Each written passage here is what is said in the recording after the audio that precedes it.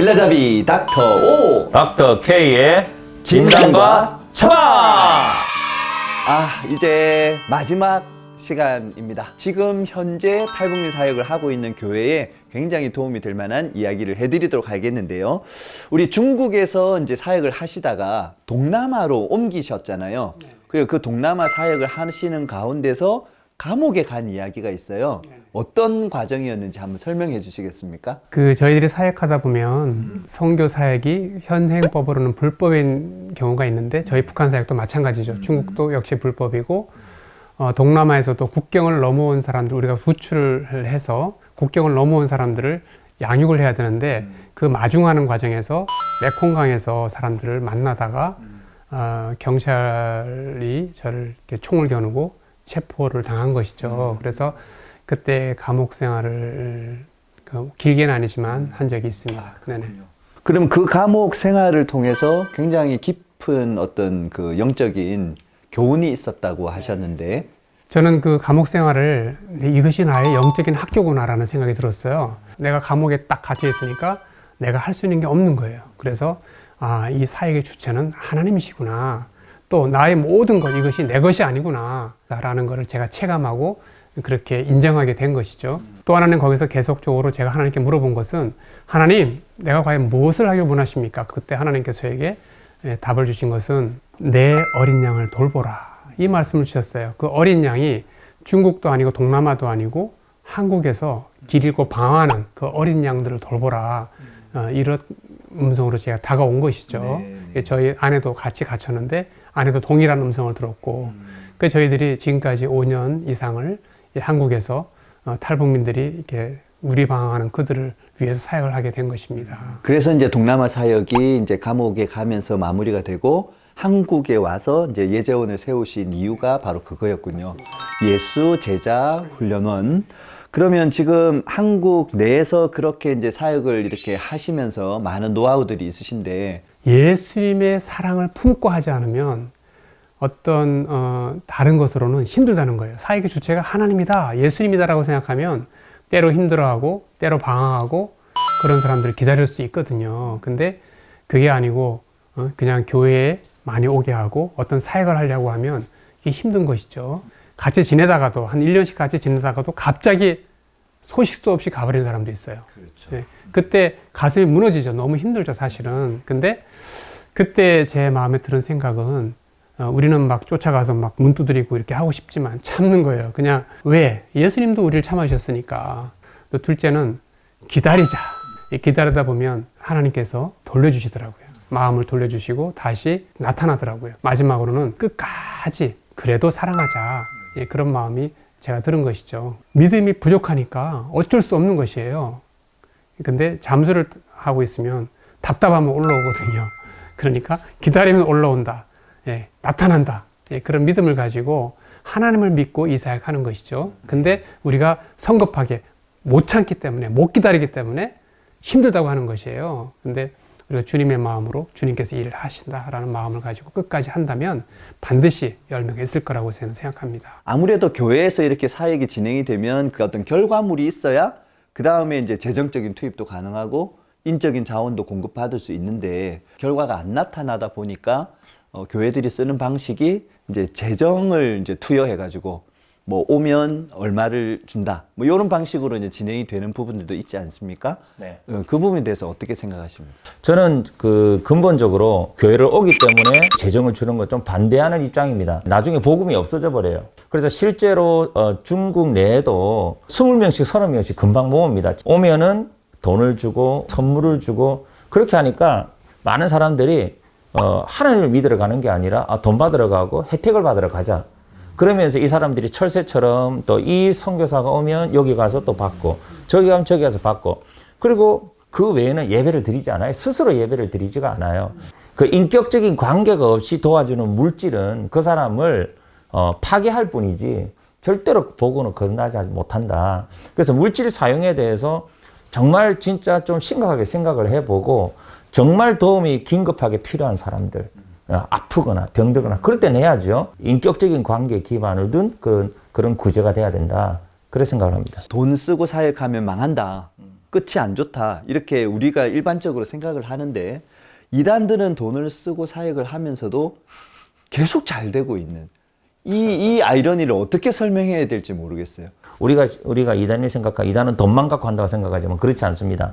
오히려 관계적인 구축을 그런 거를 더 많이 한다는 거예요. 우리 교회가 공동체성을 많이 잃어버리지 않았습니까? 그래서 어디에만 관심을 갖느냐면 주일날 예배 오는가 안 오는가. 그리고 전화는 언제 하느냐? 예배 안 왔을 때 전화하는 거예요. 다음날. 들어주고 함께 해주고 같이 밥 먹고 친구 되어주고 가족 되어주는 그것을 교회에서 느끼게 해주면 그들이 양육이 되는 것이에요. 자연히.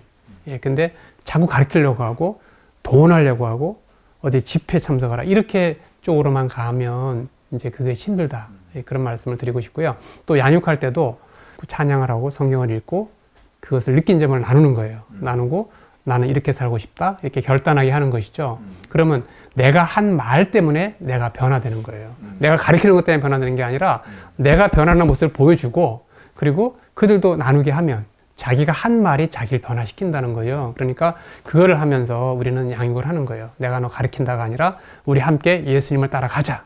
이런 마음으로 하는 것이죠. 어떻게 보면 이제 한 교회에서 이 모든 사역들을 감당하는 거는 또 한계가 있고 또 좋은 경험들과 역사들을 잘 이렇게 공유하는 것 이것을 만들어가는 것도 굉장히 중요하다는 생각이 드는데요. 지금 우리 통일소망선교회에서 그런 네트워크를 만들어가고 있다고요? 네.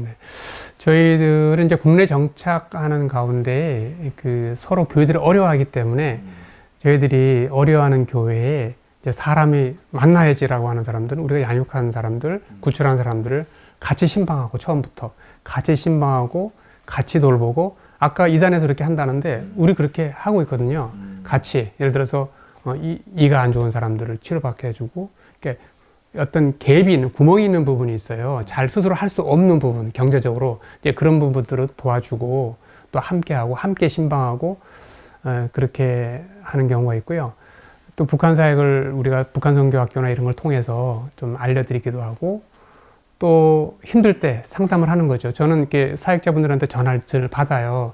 아, 이러이러한 경우에 어떻게 하면 좋겠는가 하면 또 같이 신방도 하고 같이 상담을 해주고 이렇게 북한 선교는요, 함께 하는 게 중요한 것 같아요. 그렇죠. 함께 하면 외롭지 않은 거죠. 힘들지 않은 거예요. 감당할 수 있는 거죠. 그래서 교회들이 연합해서 뭐 도움이 될 수 있는 선교단체 연합하는 것도 좋고요. 교회 간에 연합해서 하는 것도 좋고 그래서 결국에는 북향민들을 사역자로 세우라는 거예요. 그냥 일반 교인으로만 만족할 게 아니라 사역자로 세워서 여기서도 함께 통일을 살아가고 함께 사역하고 그래서 북이 열리면 북한 사람도 가지만 함께 간다는 거예요. 그래서 그러면 이게 사역이 잘 될 수 있다 이렇게 생각하고 저희 선교가 특별한 점은 저 같은 디아스포라 또 한국 출신, 북한 출신 이 리더십들이 같이 연합해서 싸우지 않고 화목하게 사역하는 거예요. 그러니까 하나님이 써주시는 것 같아요. 그래서 함께하는 게 중요하다라고 생각합니다.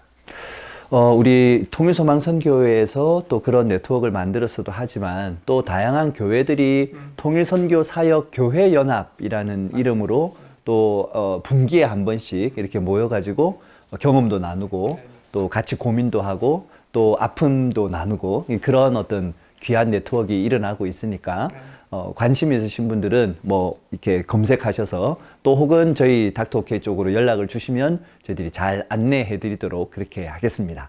마지막으로 앞으로 하시는 사역을 위해서 어떤 우리 시청자분들께 기도를 부탁드린다면 뭐 어떤 기도 제목이 있을까요?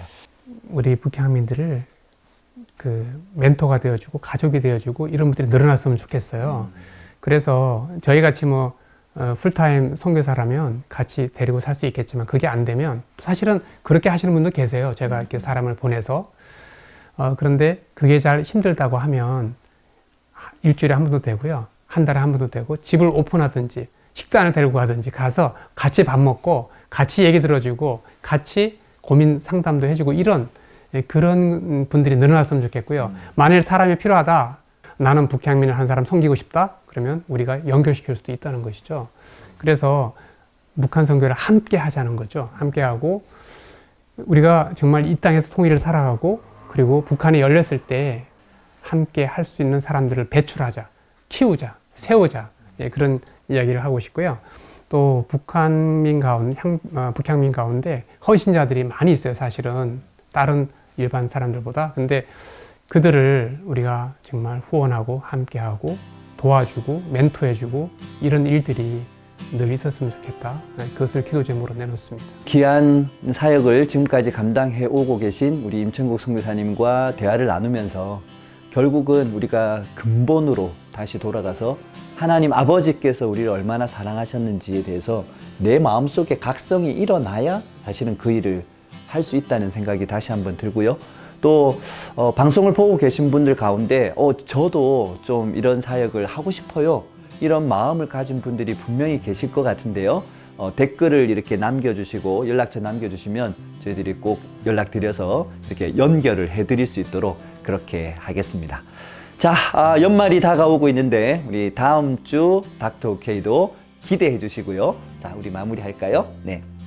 통일선교 길라잡이 닥터 O 닥터 K의 진단과 처방. 다음 주에 뵙겠습니다.